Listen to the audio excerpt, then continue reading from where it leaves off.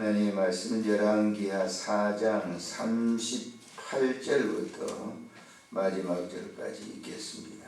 38절. 엘리사가 다시 길갈에 이르니 그 땅에 흉년이 들었는데 선지자의 제자들이 엘리사의 앞에 앉은지라.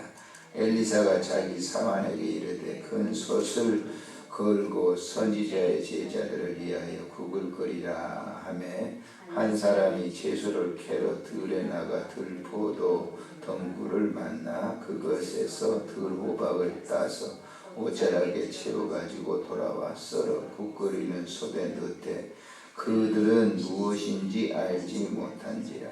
이에 포다가 무리에게 주어 먹게 하였더니 무리가 국을 먹다가 그들에게 외쳐 이르되 하나님의 사람이여 솥에 죽음의 독이 있나이다 하고 능히 먹지 못하는지라.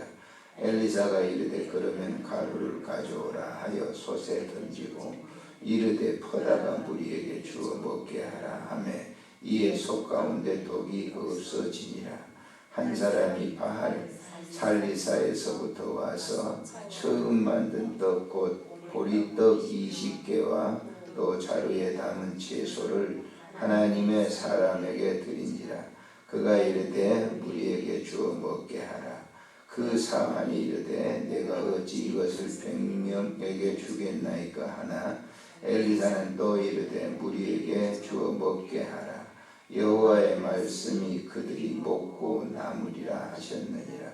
그가 그들 앞에 주었더니 여호와께서 말씀하신 대로 먹고 남았더라. 아멘. 북이스라엘 역사 속에 아합의 통치는 그야말로 약한 통치였습니다. 물론 그의 이 부인이었던 이세벨이라고 하는 그 왕후가 못됐기 때문에 거기에 어떻게 보면 왕이 섭정을 받았기 때문에 그랬습니다. 초기에는 그 오므리 왕가의 굉장한 그런 이 힘이 있는 그 왕가였기 때문에 나라가 경제적으로 굉장히 부강했어요. 그래 이제 아합이 이렇게 바알과 아세라의 우상을 섬기기 때문에 급쇠락하게 되죠, 나라가. 그래서 매우 어려운 상황 가운데 선지자들이 굉장히 큰 고통이죠.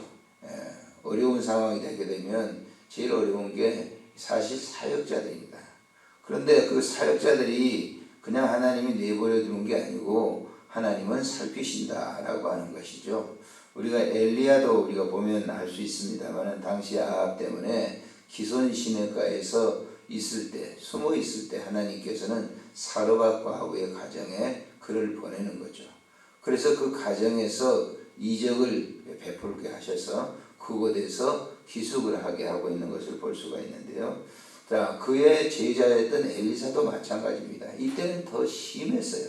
기근이 굉장히 심해가지고 사람들이 이제 5장 6장 이렇게 쭉 읽어보시게 되면 얼마나 사람들이 어려웠으면 자기 아들을 삶아서 먹는 그런 비극적인 그런 시대였거든요.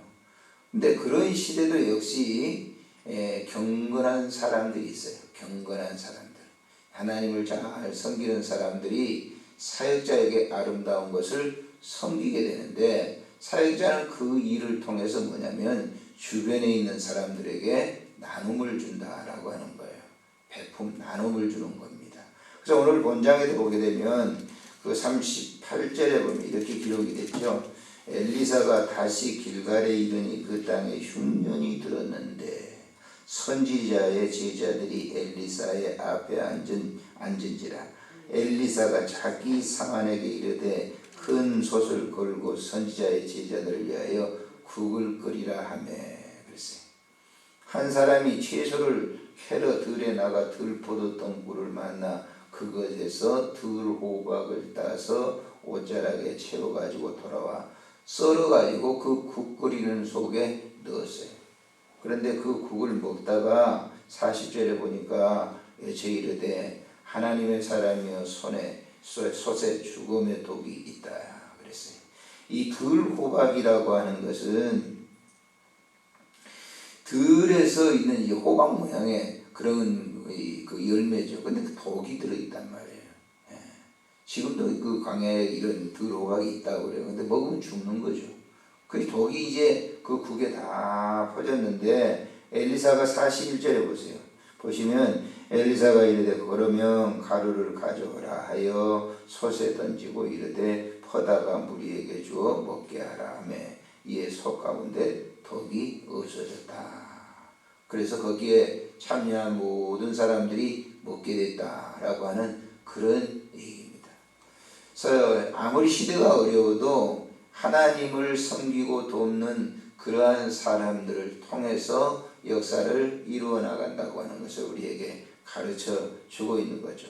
또한 42절에 보면은 한 사람이 바알 살리사부터 왔는데 떡을 가지고 왔어요. 보리떡 20개 가져와가지고 자루에 담은 채소를 가져와서 하나님의 사람에게 드렸다.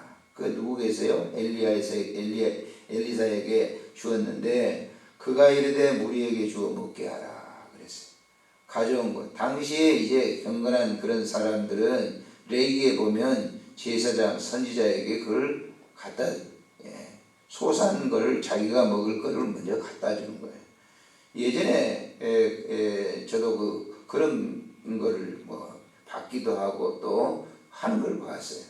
첫 소산물을 갖다가 자기가 먹지 않고 목회자들에게 갖다 대접해 드리는 그런 일들이 굉장히 많이 있었거든요. 자기 집에 가장 좋은 것이 들어오게 되면 대접하는 거. 그거 갖다가 주는 걸 저는 보았고 또 저도 받아봤어요. 첫 소산물이다. 과거에는 그런 것들이 있거든요. 요즘은 이제 그런 것들이 거의 사라졌죠. 그래서 큰 그 교회 사역을 하는 분들이 그런 얘기를 하더라고요. 과거에 그런 그 정이 서로 오고 가는 그런 것들이 없어졌다. 사무적이래요, 교인들하고. 큰 교회 목회자들 얘기 보면은. 그래도 적은 교회 목회자들은 그런 정이 있어요.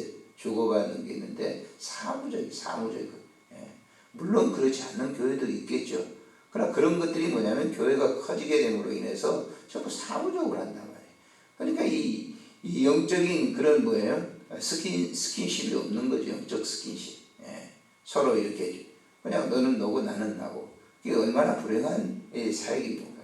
여기 지금 보면은 그걸 가져와 가지고 있는데 그냥 자기 혼자 먹은 게 아니라 그걸 갖다 주라 그랬어요. 갖다 줬는데 거기에 모인 사람들이 보세요. 43절에 보니까 그 사환이 이르되 내가 어찌 이것을 100명에게 주겠나이까. 두세 사람 먹을 수밖에 없는 것인데 어떻게 100명에게 주겠나이까 하나 엘리사는 또 이르되 무리에게 주어 먹게 하라. 여호와의 말씀이 그들이 먹고 남기리라. 그랬어요. 엘리사가 말하기를 하나님의 말씀을 하시는데 이 100명 먹고 남을 것이다. 그래서 그들에게 주었는데 여호와의 말씀하신 대로 먹고 남았다. 뭐가 생각나시죠? 예수님께서 보리떡 5개 물고기 2마리로 5,000명을 먹인 사건이 생각이 나죠.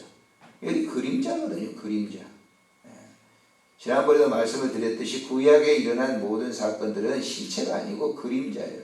그림자.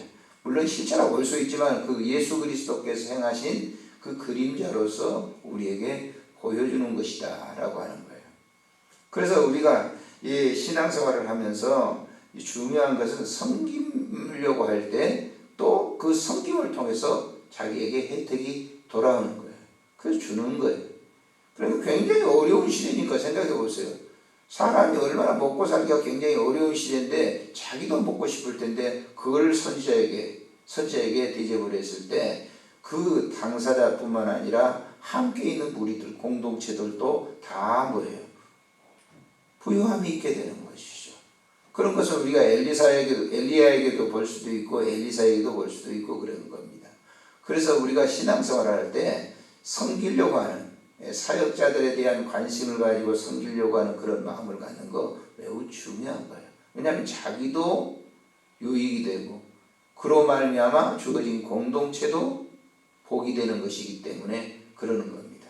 그래서 이 경건의 신앙생활이라고 아무리 시대가 악해도 영적인 이 경건의 신앙생활을 저버려서는 안 된다라고 하는 거예요.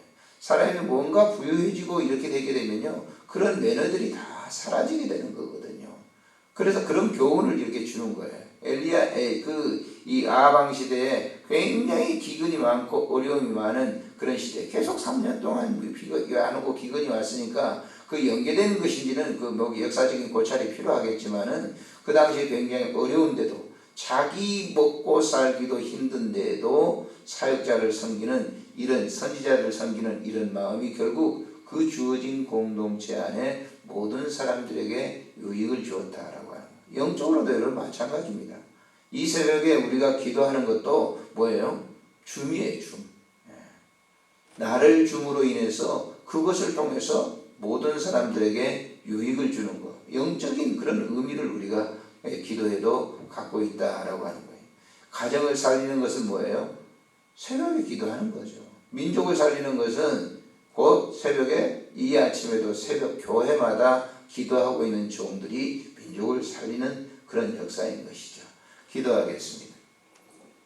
참 좋으신 하나님 아버지 은혜를 감사를 드립니다. 오늘 이 새벽에도 우리를 부르시고 귀한 말씀을 통해서 은혜 받게 하시고 또 이 말씀을 통해서 순종하는 믿음을 주시오니 감사를 드립니다. 주님 홀로 영광 받으시고 축복해 주시기를 빌고 원합니다. 오늘도 우리의 이 기도의 삶을 통해서 가정이 복을 받게 하시고 이웃들이 복을 받게 하시고 이 나라와 백성들이 복을 받게 해주시기를 빌고 원합니다. 우리 구주 예수님의 이름으로 기도드리옵나이다.